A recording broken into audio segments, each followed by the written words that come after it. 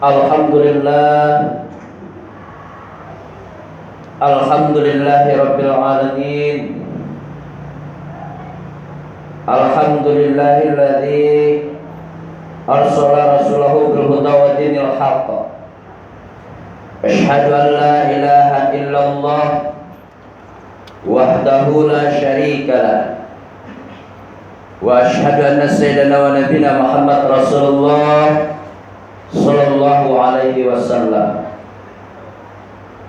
Allahumma salli ala sayyidina Muhammad wa ala ali sayyidina Muhammad kama sallaita ala Ibrahim wa ala ali Ibrahim wa barik ala sayyidina Muhammad wa ala ali sayyidina Muhammad fil alamin innaka Hamidum Majid.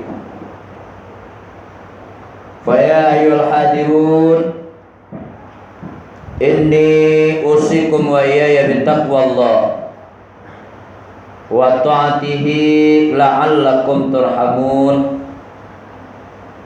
Ya ayyuhalladzina amanu taqullaha haqqa tuqatih wa la tamutunna illa wa antum muslimun. Fasma'u qala Allah ta'ala fil Qur'anil Karim. Na'udzu billahi minasy syaithanir rajim. Bismillahirrahmanirrahim. Ya ayyuhalladzina amanu taqullaha wal tanzur nafsum ma qaddamat lighat.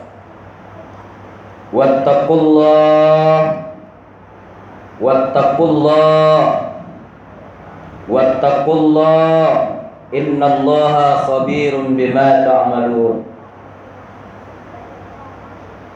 Summa fil ayatil akhar, huwallahu alladzi la ilaha illa huwa alimul ghaibi wasyahada huwar rahmanur rahim. Sadaqallahul aliyyul azim.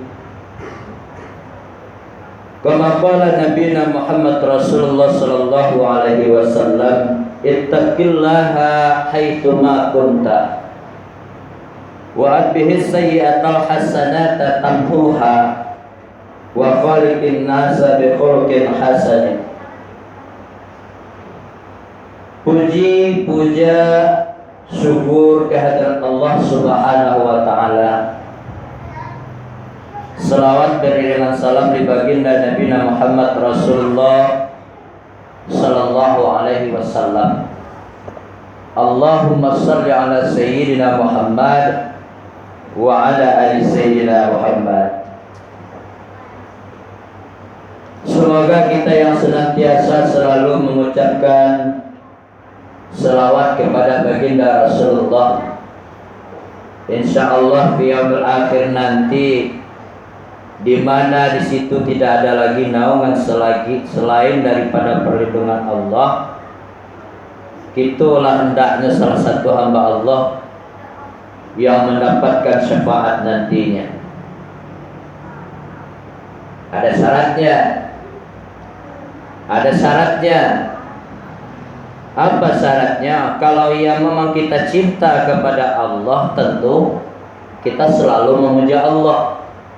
Kita mengaku amantu billah wa rusuli wa malaikah, dimanapun kita berada, takwa tetap kita pakai. Kalau kita sayang kepada baginda Rasulullah, tentu kita sering berselawat kepada baginda Rasul. Nah, itu salah satu kuncinya. Allah saja dengan para malaikat ikut berselawat kepada baginda Rasulullah. Innallaha malaikatahu yusholluna 'alan nabi. Nah, seharusnya kaum muslimin rahimakumullah, kita selaku umat yang hidup di ujung akhir zaman, marilah sama-sama aktif mengajak memperbanyak kita mengucapkan selawat kepada baginda Rasul. Di samping tangan kita yang selalu disibukkan dengan aktivitas dunia, di samping mulut kita yang selalu disibukkan dengan kalimat-kalimat yang mungkin sifatnya la yanfa'u jiddan, yang tidak ada nilainya di mata Allah tapi banyak menghasilkan nilai mubazir, lebih baik kita banyak mengucapkan selawat. Selawat saja Pak Ustadz, enggak, kalimat thayyibah banyak. Apa salah satunya? Tasbih, tahmid, tahlil. Ketika itu ribuan kita ucapkan, bahkan istighfar, habis hari kita baca mengucapkan kalimat itu, capek kita, Allah balas kemudiannya. Habis waktu kita akan mendapatkan lahan setelah itu. Nah, inilah yang disebut salah satu al-maqalah man yazra yahsud tadi. Kaum muslimin dalam rangka ta'awanu 'alal birri wat taqwa, dalam rangka saling kita menasihati, saling mengingatkan, apalagi di akhir-akhir hari-hari yang banyak kita rasakan ini. Sekarang zaman penuh fitnah. Sekarang zaman lebih banyak membuat diri kita itu terlalu terlupakan. Kita dibuaikan dengan bermacam-macam problem, kesibukan-kesibukan, seolah-olah kita itu selalu tanpa memiliki waktu, sehingga kita lupakan akhirat kita. Di sisi lain dulu alafu kaum muslimin rahimakumullah, ad-dinul Islam itu adalah sebenarnya lahan sawah ladang untuk kita. Di samping kita menumpuk-numpukkan harta sebanyak-banyaknya, lanjut sebanyak-banyaknya, apakah itu untuk alasan kebutuhan ekonomi awak, keluarga kita. Tapi di sisi lain Allah tetap ngajak kita, Islam ini pun juga lahan yang seluas-luasnya untuk kita menumpuk-numpukkan amalan sebanyak-banyaknya. Salah satu tadi, daripada kita banyak membazir, mendingan kita berselawat. Allahumma sholli ala Sayyidina Muhammad. Mau pakai Sayyidina, mau pakai dah, kembali kepada antum semua. Kaum muslimin rahimakumullah, ini salah satu bentuk dalam Islam. Membuang lidi saja kalau betul-betul niat kita lillahi ta'ala tanpa karena yang lain. Apakah itu di tempat yang ramai, apakah itu di tempat yang lanang, kita buang lidi karena Allah. Membuang duri, daripada mencelakai kaki orang, kita buang duri tadi, atau kacau nampak, itu pahala untuk kita. Nah, ini artinya kalimat man yazra yahsud. Siapa yang suka nanam, pasti suatu saat dia akan mati. Kaum muslimin hadirin hadirin sidang jamaah Jumat yang dirahmati Allah. Kita masih di awal-awal tahun kaum muslimin rahimakumullah. Tanpa terasa waktu ini berputar dengan romantisnya. Seperti yang disampaikan tadi, kita selalu disibuki dengan bermacam-macam aktivitas. Bagi kita yang selalu mengasah keimanan dan ketakwaan kita kepada Allah, tentu tidak lupa tujuan kita untuk hidup. Min aina anta? Ila aina anta? Dari mana kita? Hendak ke mana kita? Man anta? Siapa kita? 3 bentuk pertanyaan ini kaum muslimin rahimakumullah hendak akan terjawab oleh seorang hamba kalau betul-betul dirinya itu hanya melakukan ibadah berupa suatu kewajiban. Yang menjadi pokok dalam kehidupan kita itu ibadah kan adalah ibadah sholat. Padahal secara umum ibadah itu banyak.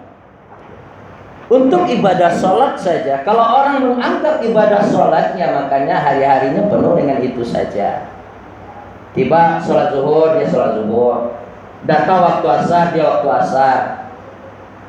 Gak mau tahu kita mau terlambat apa tepat waktu, tidak masalah, yang penting sholat. Kalau seperti ini awam, kita kaum awam ini menganggap itu adalah orang yang baru menganggap itu suatu pekerjaan ibadah yang ia lakukan hanya sebatas suruhan. Andai kata ia mau merenungi alafu, sekali lagi kita minta maaf kaum muslimin bukan mengajar kesannya saling mengingingi awak. tingkat ibadah sholat ini apalagi fardu samo baca doa itu mendapatkan makanan. Kebutuhan hidup awak. Kebutuhan hidup awak, makanan pokok kita nasi.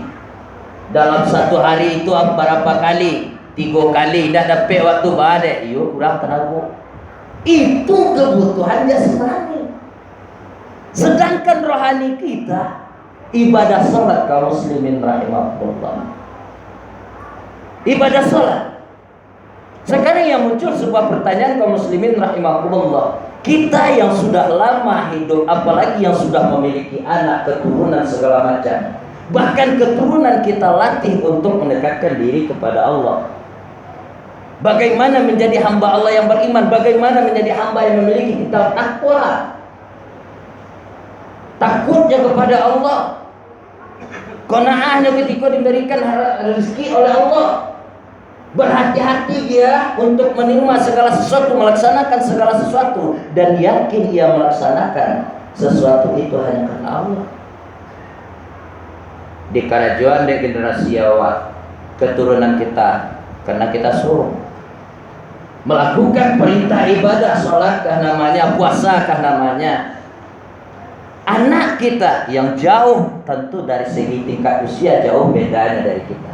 Sekarang muncul sebuah pertanyaan, mungkinkah semua nilai ketika ibadah awak dan awak tadi? Jawabannya kembali kepada kita semua. Hadirin sidang jamaah Jumat rahimakumullah. Merujuk kita kepada firman Allah surat Al-Asr tadi, ini adalah sebuah cambuk untuk kita. Tanpa memandang bulu, mari ke depan kita jadikan sebuah pandangan, ke dalam kita jadikan sebuah benteng. Mudah-mudahan ayat ini, firman Allah ini, surat yang ke-59 ayat 18 ini kau dapat yuk kita inok manuang. Ndak selesai katib menarangan, mari sama-sama katib mengajak.